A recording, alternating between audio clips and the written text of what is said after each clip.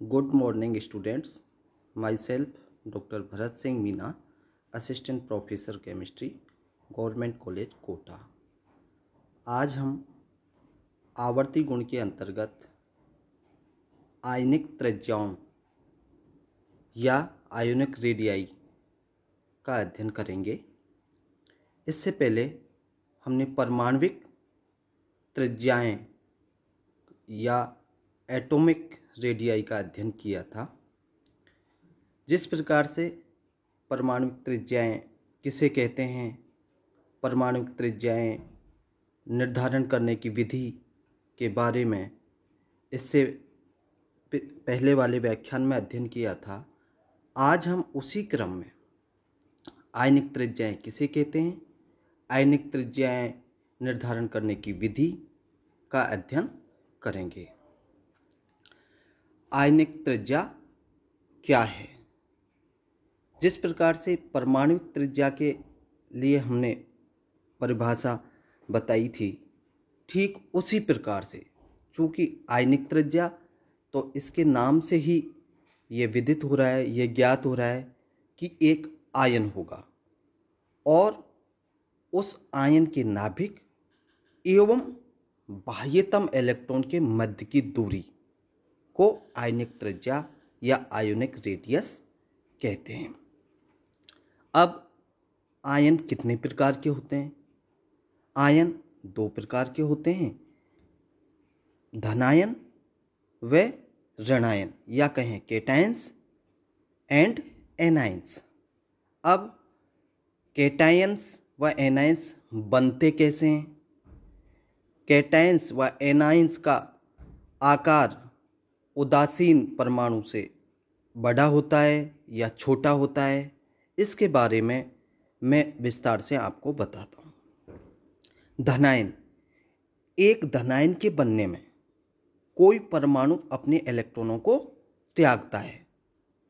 जब भी धनायन बनेगा तो मूल उदासीन परमाणु अपने इलेक्ट्रॉन को त्यागेगा, और जब इलेक्ट्रॉन को त्यागेगा तो क्या होगा? इलेक्ट्रॉन की संख्या तो कम हो जाएगी, लेकिन नाभिक में प्रोटॉनों की संख्या वही रहती है, अर्थात प्रोटॉनों की संख्या में कोई भी बदलाव नहीं होता। जो मूल परमाणु या उदासीन परमाणु की प्रोटॉन संख्या थी, वही इलेक्ट्रॉन त्यागने के बाद भी प्रोटॉनों की संख्या रहती है। अब इससे क्या होगा? यदि परमाणु कुछ इलेक्ट्रॉन को त्यागेगा तो वही नाभिक अब पहले से कम इलेक्ट्रॉन को अपनी ओर आकर्षित करेगा। जब पहले से कम इलेक्ट्रॉनों को अपनी ओर आकर्षित करेगा तो नेचुरल है कि आकर्षण बल बढ़ता जाएगा, और जब आकर्षण बल बढ़ेगा तो परमाणु का आकार कैसा हो जाएगा? संकुचित होके छोटा हो जाएगा।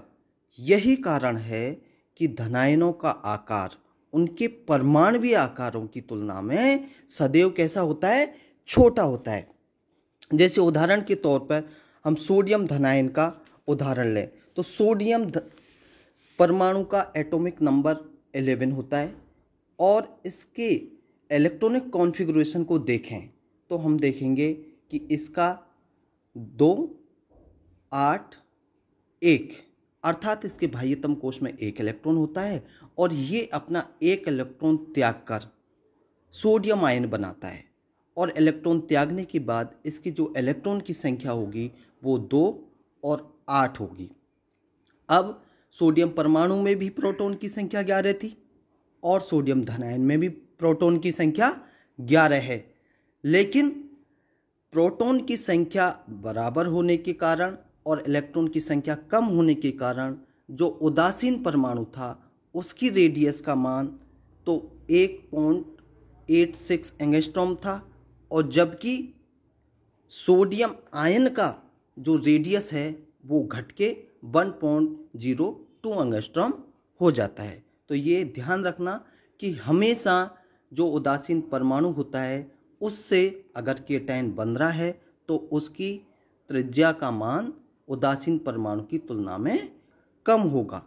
इसके विपरीत यदि कोई ऋणायन बन रहा है तो एक ऋणायन के बनने में परमाणु इलेक्ट्रॉन को क्या करेगा, ग्रहण करेगा, और जब ग्रहण करेगा तो उसी नाभिक को पहले से ज़्यादा या पहले से अधिक इलेक्ट्रॉनों को आकर्षित करना पड़ेगा, क्योंकि प्रोटॉन की संख्या तो उदासीन परमाणु के समान ही रहेगी ऋणायन बनने के बाद भी।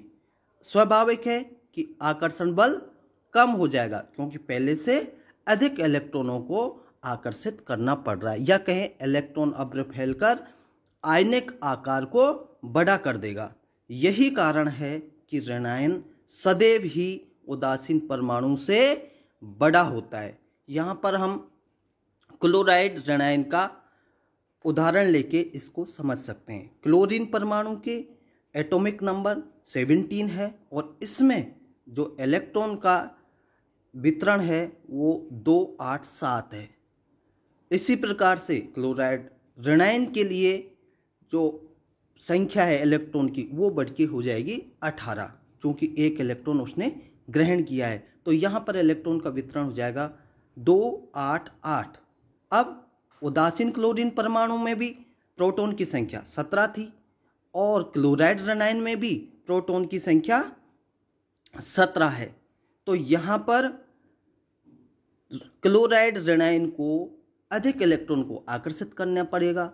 इससे क्या प्रभाव पड़ेगा कि उदासीन क्लोरीन परमाणु की रेडियस या त्रिज्या का मान 0.99 एंगस्ट्रॉम है, और जबकि क्लोराइड ऋणायन की त्रिज्या का मान बढ़कर 1.81 एंगस्ट्रॉम हो जाता है। तो ये आपको धनायन और ऋणायन के बारे में ध्यान रखना चाहिए कि धनायन इलेक्ट्रॉन त्यागने से बनता है और धनायन का आकार उदासीन परमाणु की तुलना में छोटा होता है, जबकि ऋणायन इलेक्ट्रॉन ग्रहण करने की वजह से बनता है और उसका जो आकार होता है उदासीन परमाणु की तुलना में अधिक होता है। अब बात आती है कि आयनिक त्रिज्या कैसे ज्ञात करते हैं। तो आयनिक त्रिज्या ज्ञात करने की विधियां या methods of determining ionic radii, किस प्रकार से इनका निर्धारण करते हैं। जैसा मैंने पहले बताया था कि किसी आयन की नाभिक एवं बाह्यतम इलेक्ट्रॉन के बीच की दूरी, जैसे ये नाभिक है और ये बाह्यतम इलेक्ट्रॉन है, तो इसके मध्य की दूरी को आयनिक त्रिज्या कहा जाता है या आयनिक त्रिज्या कहते हैं। अब एक आयनिक यौगिक बनने में सबसे पहले विपरीत आवेशित आयन बनते हैं। कैसे आयन बनते हैं? विपरीत आवेशित आयन, उन दोनों आयनों पर अलग अलग चार्ज होगा। ये आयन विपरीत आवेशित होने के कारण एक दूसरे को स्थिर वैद्युत आकर्षण बल द्वारा आकर्षित करते हैं। क्योंकि दोनों पर अलग अलग चार्ज है, अलग अलग चार्ज होने के कारण वो एक दूसरे को स्थिर विद्युत आकर्षण बल द्वारा आकर्षित करते हैं, और आकर्षित करने के कारण वो परस्पर कैसे हो जाते हैं? नज़दीक आ जाते हैं।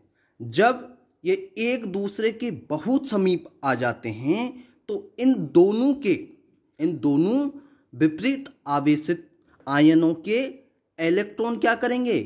एक दूसरे को प्रतिकर्षित करने लगते हैं और एक निश्चित दूरी पर ये आकर्षण व प्रतिकर्षण बल एक दूसरे को बैलेंस या संतुलित कर देते हैं।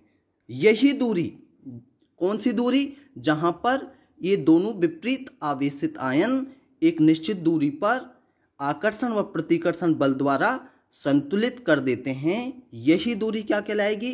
अंतरायनिक दूरी या इंट्रायनिक डिस्टेंस अथवा आयनिक बंध की दूरी कहलाती है, जिसे इस डायग्राम के द्वारा दर्शाया गया है। ये अंतरायनिक दूरी या आयनिक बंध की दूरी कहलाती है। यह धनायन व ऋणायन की त्रिज्या के योग के बराबर होती है। ये इसकी त्रिज्या और इसकी त्रिज्या, धनायन व ऋणायन की त्रिज्या का योग है, इन दोनों की त्रिज्या के योग के बराबर होती है और इसे एक्सकरण विधि द्वारा ज्ञात किया जा सकता है। आयनिक बंध दूरी से आयनिक त्रिज्या ज्ञात करना इतना आसान नहीं है या सरल नहीं है, क्योंकि दोनों आयन बराबर आकार के तो है नहीं कि आयनिक बंध दूरी को आधा आधा करके आयनिक त्रिज्या मान लें, जैसे सहसंयोजक त्रिज्या के लिए अपन ने देखा था। क्योंकि दोनों आयनों के आकार अलग अलग होंगे, धनायन का आकार छोटा होगा और ऋणायन का आकार बड़ा होगा, तो उन दोनों के मध्य की दूरी को आधा करके तो आयनिक त्रिज्या का मान ज्ञात कर नहीं सकते। साथ ही इस युग में क्या होता है, धनायन और ऋणायन के युग में क्या देखने को मिलता है कि किस स्थान पर धनायन की सीमा समाप्त हुई और किस स्थान से ऋणायन की सीमा प्रारंभ हुई, क्योंकि दोनों के इलेक्ट्रॉन अभ्र आपस में मिल जाते हैं, तो ये पता ही नहीं पड़ता कि धनायन की सीमा कहाँ तक है और ऋणायन की सीमा कहाँ से प्रारंभ हुई। तो इन दोनों की त्रिज्याओं का आधा करके हम आयनिक त्रिज्या का मान ज्ञात नहीं कर सकते। आयनिक त्रिज्या ज्ञात करने के लिए कुछ विशिष्ट विधियों का उपयोग किया जाता है, और उन विशिष्ट विधियों में से हम यहाँ जो मेन मेथड्स हैं या प्रमुख विधियाँ हैं उनका अध्ययन करेंगे। उन दोनों प्रमुख विधियों में से प्रथम विधि में क्या करते हैं, इस विधि में हम ऐसे यौगिक का चयन करते हैं या ऐसे यौगिक को लेते हैं जिसका धनायन ऋणायन की तुलना में अत्यधिक छोटा हो। धनायन कैसा होना चाहिए, ऋणायन की तुलना में बहुत छोटा हो।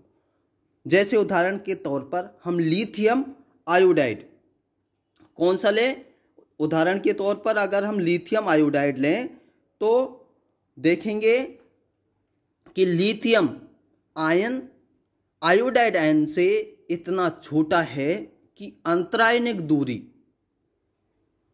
फलतः या सामान्यतः या वस्तुतः दो आयोडाइड आयनों के बीच की दूरी आती है। यहाँ एक बार पुनः ध्यान देना है कि लिथियम का आकार बहुत छोटा होने के कारण और आयोडाइड आयन बहुत बड़ा होने के कारण जो लिथियम आयन की दूरी है वो दो आयोडाइड आयनों की अंतरायनिक दूरी के बीच की या मध्य की आती है। जैसा इस डायग्राम से आपको दिखाई दे रहा है कि ये आयोडाइड आयन है और ये मध्य में, इन चारों आयोडाइड आयनों के मध्य में एक छोटा सा लिथियम आयन आपको दिखाई दे रहा है। तो इन दोनों आयोडाइड आयनों की अंतरायनिक दूरी का मध्य या बीच लिथियम आयन की दूरी ज्ञात हो जाती है। इसी प्रकार प्राप्त आयोडाइड आयन की आयनिक त्रिज्या का मान यदि पोटेशियम आयोडाइड की अंतरायनिक दूरी में से घटा देंगे तो क्या होगा, पोटेशियम धनायन की आयनिक त्रिज्या ज्ञात हो जाएगी। और इस त्रिज्या का मान जो पोटेशियम धनायन की आयनिक त्रिज्या ज्ञात हुई है, अगर इसका मान हम पोटेशियम क्लोराइड की अंतरायनिक दूरी में से घटा देंगे तो क्या होगा, पोटेशियम आयन की तो हमें पता है, तो किसकी ज्ञात हो जाएगी, क्लोराइड आयन की आयनिक त्रिज्या प्राप्त हो जाएगी। इस प्रकार एक दूसरे की सहायता से हम सभी आयनों की त्रिज्या ज्ञात कर सकते हैं। दूसरी विधि है पॉलिंग विधि। पॉलिंग विधि क्या है, पॉलिंग क्या कहता है, पॉलिंग ने बताया कि एक संयोजी आयनों की त्रिज्याएं किसके व्युत्क्रमानुपाती होती हैं, उनके प्रभावी नाभिकीय आवेश अर्थात जेड इफेक्टिव के व्युत्क्रमानुपाती होती हैं, अर्थात R plus minus inverse proportional to 1/Z effective, या कहें R प्लस माइनस बराबर C/Z इफेक्टिव। यहाँ पर Z इफेक्टिव क्या है, प्रभावी नाभिकीय आवेश। क्या है Z इफेक्टिव, प्रभावी नाभिकीय आवेश। और C एक स्थिरांक है जिसका मान बाह्यतम इलेक्ट्रॉन की मुख्य संख्या पर निर्भर करता है। यदि हम सोडियम फ्लोराइड, पोटेशियम क्लोराइड जैसे यौगिकों का चयन करें या हम उनको लें जिनके धनायन व ऋणायन सम इलेक्ट्रॉनीय हों, अर्थात धनायन में इलेक्ट्रॉन की संख्या व ऋणायन में इलेक्ट्रॉन की संख्या समान हो, इनके लिए C का मान समान होगा। अर्थात हम कहें R plus upon R minus बराबर Z effective minus upon Z effective plus, यहाँ माइनस ऋणायन व प्लस धनायन का चिन्ह है। या हम इसे इस प्रकार से लिखें Z R plus upon R minus बराबर Z ब्रैकेट में माइनस ब्रैकेट बंद माइनस S, इसी प्रकार से Z ब्रैकेट में प्लस माइनस S, जहाँ पर Z माइनस व Z प्लस क्या हैं, ऋणायन व धनायनों की परमाणु संख्याएं हैं, जबकि S एक स्क्रीनिंग कांस्टेंट है या नियतांक है जिसे आवरण स्थिरांक या स्क्रीनिंग कांस्टेंट कहते हैं। यह इलेक्ट्रॉनिक विन्यास पर निर्भर करता है। यदि हम सोडियम फ्लोराइड यौगिक का उदाहरण लें तो इन दोनों आयनों का नियोन विन्यास बनता है। कौन कौन से आयन, सोडियम और फ्लोराइड आयन का, जिसके लिए S का मान कितना दिया हुआ है 4.5। अतः हम इसको इस प्रकार से लिखें R Na plus upon R F minus बराबर 9 माइनस 4.5। 9 क्या है, फ्लोरीन का एटॉमिक नंबर, और 11 क्या है, सोडियम का एटॉमिक नंबर, और 4.5 क्या है, S जो स्क्रीनिंग कांस्टेंट है उसकी वैल्यू है। तो 11 माइनस 4.5 इक्वेशन नंबर 2। अंतर आयनिक दूरी को एक्स किरणों द्वारा ज्ञात किया जा सकता है, और सोडियम फ्लोराइड के लिए यह मान जो अंतर आयनिक दूरी है वो कितनी आती है 2.31 एंगस्ट्रॉम आता है। अब हम इस वैल्यू को यहाँ रख दें तो Na plus plus Rf minus बराबर 2.31, समीकरण नंबर 3। समीकरण 2 व 3 को हल करने पर, समीकरण 2 व 3 को हल करने पर क्या आता है, जो Na प्लस की वैल्यू है वो 0.95 एंगस्ट्रॉम तथा Rf माइनस की जो वैल्यू है वो आती है 1.36 एंगस्ट्रॉम। इस प्रकार हम विभिन्न आयनों की त्रिज्याएं ज्ञात कर सकते हैं। अब आता है आवर्त सारणी में प्रवृत्ति या trend in periodic table. Periodic table में ट्रेंड किस प्रकार से आते हैं। हम ये जानते हैं कि एक वर्ग में ऊपर से नीचे की ओर जाने पर धनायनों तथा ऋणायनों दोनों की त्रिज्याओं के मान बढ़ते हैं। ये ध्यान देना, वर्ग में चाहे धनायन हो या ऋणायन हो, ऊपर से नीचे अगर हम जाएंगे तो उन दोनों की ही त्रिज्याओं का मान बढ़ेगा। रासायनिक व्यवहार की व्याख्या एवं अनुमान लगाने में अनुप्रयोग, application in predicting and explaining the chemical behaviour. तत्वों के रासायनिक व्यवहार एवं भौतिक अवस्था तथा गुणों की व्याख्या करने में परमाणविक तथा आयनिक त्रिज्याओं का अत्यधिक महत्व है। कैसे, पहला है केंद्रीय धनायन की समन्वय संख्या का निर्धारण होता है।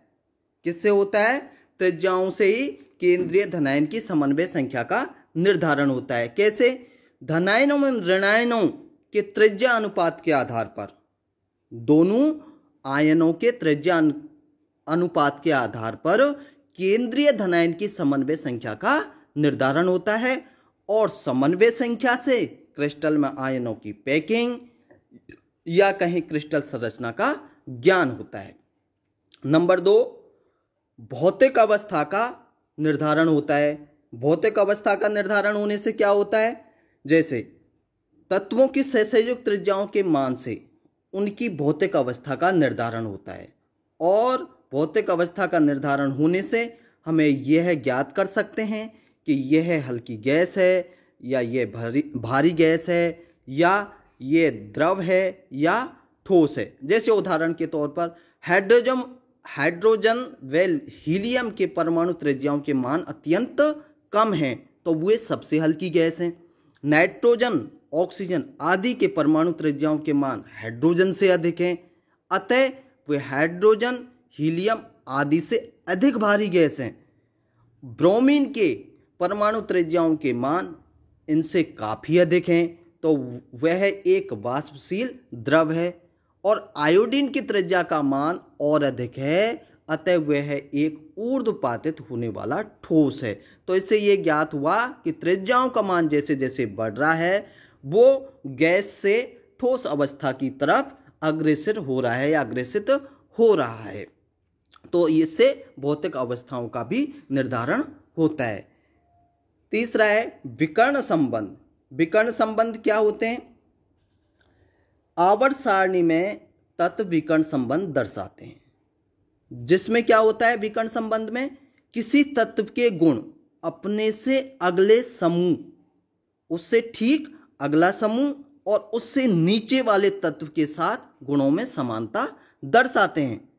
प्रमुख रूप से आवर्त सारणी के प्रथम व द्वितीय आवर्त में यह गुण प्रदर्शित होता है। जैसे हम यहाँ देख रहे हैं, प्रथम आवर्त का लिथियम द्वितीय आवर्त के मैग्नीशियम से गुणों में समानता रख रहा है या विकर्ण संबंध रखता है।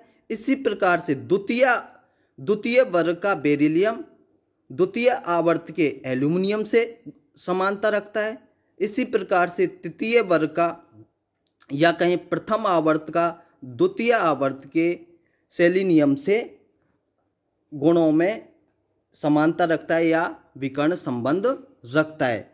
और विकर्ण संबंध रखने से क्या होता है, परमाणु त्रिज्याओं के आधार पर की जा सकती है। आवर्त सारणी में तत्वों के गुणों की जो व्याख्या होती है वो किसके आधार पर की जा सकती है? परमाणु त्रिज्याओं के आधार पर। अब हम इस विकर्ण संबंध के आधार पर देखते हैं कि आवर्त सारणी के प्रत्येक समूह में ऊपर से नीचे की ओर जाने पर तत्वों के आयनिक व परमाणुविक आकारों में वृद्धि होती है। यह पहले भी बता दिया है कि ऊपर से नीचे जाएंगे तो उसके आयनिक हों या परमाणु हों, त्रिज्याओं का मान बढ़ने से आकार में वृद्धि होती है। जबकि एक आवर्त में बाएं से दाएं जाने पर उनके आकार में क्या होती है? कमी होती है। अतः विकर्ण संबंध दर्शाने वाले तत्वों का आकार लगभग बराबर हो जाता है। जैसे यहाँ पे उदाहरण लें, लिथियम आयन की आयनिक त्रिज्या का मान 76 pm होता है, तो इससे विकर्ण संबंधी मैग्नीशियम आयन की त्रिज्या का मान भी लगभग बराबर अर्थात 72 pm होता है। ये विकर्ण संबंध की वजह से ही होता है। तत्वों के अधिकांश गुण उनके आकार पर निर्भर करते हैं। समान आकार के कारण विकर्ण संबंधी तत्वों गुणों में भी समानता दर्शाते हैं। जैसे क्षार धातुएं सोडियम पोटेशियम के फ्लोराइड, फॉस्फेट व कार्बोनेट जैसे लवण भी जल में विलयशील हैं, जबकि लिथियम के ऐसे लवण जल में अविलयशील हैं। इसके विपरीत हम कहें मैग्नीशियम नाइट्राइड की भांति लिथियम का भी नाइट्राइड बनता है, क्योंकि वो विकर्ण संबंध रखता है।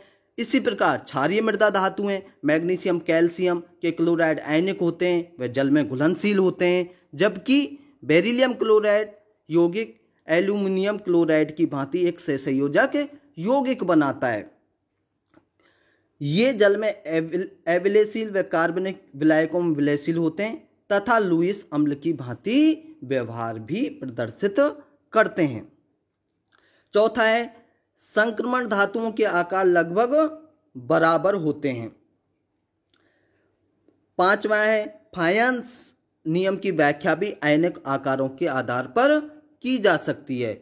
जब धनायन का आकार बहुत छोटा हो और ऋणायन का आकार बहुत बड़ा हो तभी धनायन द्वारा ऋणायन का ध्रुवण होता है और आयनिक बंध में सहसंयोजक लक्षण आ जाते हैं। Thank you.